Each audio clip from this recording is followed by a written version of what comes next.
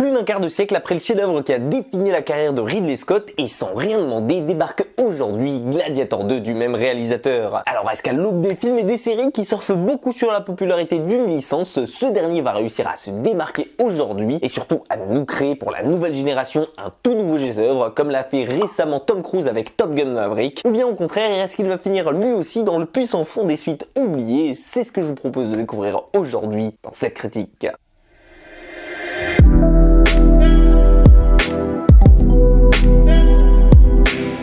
Gladiator 2 se déroule environ 15 ans après le premier et va nous faire suivre ici le destin d'Hanno, un jeune numide dont le territoire vient se faire annexer par une nouvelle conquête romaine. Une conquête qui a été dirigée d'une main de maître par le général Marcus Aracius, qui travaille alors pour les jumeaux Caracalla et Geta, deux empereurs fous qui dominent alors Rome à l'époque. Et lors de cette conquête, je vous le donne dans le mille, sa femme va se faire tuer par le général. Et lui, de son côté, il va se faire emprisonner afin d'être vendu et de devenir un gladiateur. Un sacré goût de déjà vu, me direz-vous. Eh bien, vous auriez raison de le noter puisque c'est point pour point le scénario du premier film que je viens de vous citer là. Et le mobile principal qui va motiver notre homme à se sortir de là, oui, encore une fois, c'est la vengeance. Alors oui, je sais malheureusement, mon cher Ridley, pour l'originalité, on repassera. On a compris que c'était pas ton fort. Mais en revanche, et même si ce Gladiator 2 peut vous donner un petit goût amer en bouche dès ses premières minutes et des sensations de flashback, ce qui est tout à fait normal ici, rassurez-vous puisque Papa Ridley n'a pas dit son dernier mot et qu'il compte bien vous noyer dans une multitude de scènes d'action plus badass les unes que les autres et surtout vous en mettre plein la vue afin de vous tenir les 2h30 les plus épiques que vous aurez vécu au cinéma depuis la sortie de Gladiator premier du nom. Et de ce côté-là, eh bien on ne nous a pas menti du tout puisque ce nouveau péplum on garde toujours sous son coude et on a toujours un coup d'avance sur nous afin de nous faire oublier la faiblesse du scénario. Comptez donc ici sur une multitude de scènes d'action, plus nombreuses d'ailleurs que les autres dans le premier film, au centre de l'arène, à suivre ainsi assidûment les combats de notre nouveau gladiateur préféré qui reprendra avec aisance le flambeau de Maximus.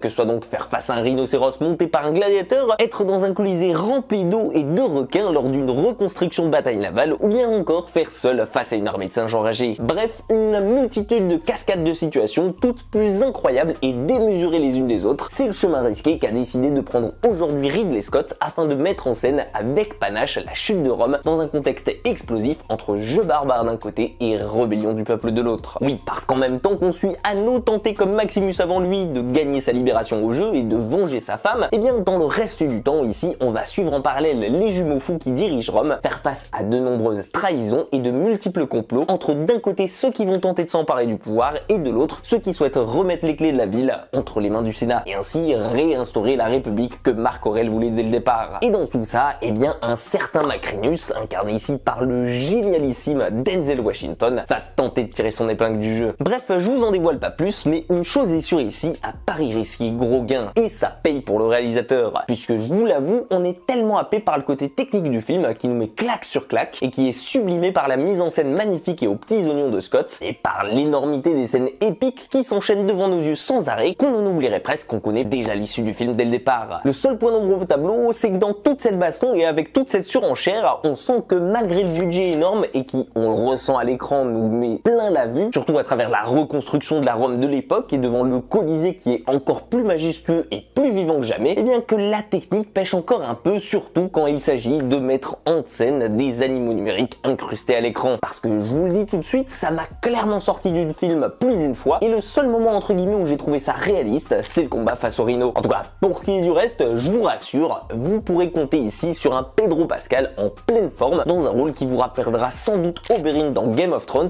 et surtout sur un Denzel Washington qui pète le feu. Mais je vous l'avoue, et surtout, celui qui se démarque complètement ici, c'est Paul Mescal, qui est absolument subjugant et saisissant dans le rôle principal, et qui ne souffre pas, comme j'en avais peur au départ, de finir dans l'ombre de Russell Crowe. Au contraire, il se forge d'ailleurs lui-même ici son propre héritage, et il nous offre une prestation mémorable sur un personnage qui égalera sur plusieurs points Maximus dans l'action, malgré la faiblesse de son écriture qui peine à nous faire s'attacher à lui. Vous l'aurez donc compris, je pense, malgré un scénario quasi réchauffé, et surtout un film qui surfe beaucoup sur la nostalgie d'une saga méga culte, ce Gladiator 2 n'en reste pas moins une leçon de cinéma de la part de Ridley Scott qui nous prouve qu'il en a encore beaucoup dans les tripes à 86 ans. Un film fanservice certes, mais que je ne regrette absolument pas. Et vous de votre côté, qu'est-ce que vous avez pensé de ce Gladiator 2? Est-ce que pour vous il mérite de faire partie des meilleurs films de l'année, ou bien au contraire est-ce que vous en êtes ressorti déçu? Surtout si vous êtes un fan du premier, n'hésitez pas à me faire part de vos retours dessus dans les commentaires, j'ai hâte d'en parler avec vous. En attendant, j'espère que ma vidéo vous aura plu. Si c'est le cas, faites-le moi savoir en commentaire, en lui laissant un petit like, en la partageant, ou bien en vous abonnant à la chaîne si ce n'est pas déjà fait. Prenez soin de vous et comme d'habitude, nous on se dit à très vite pour une toute nouvelle critique.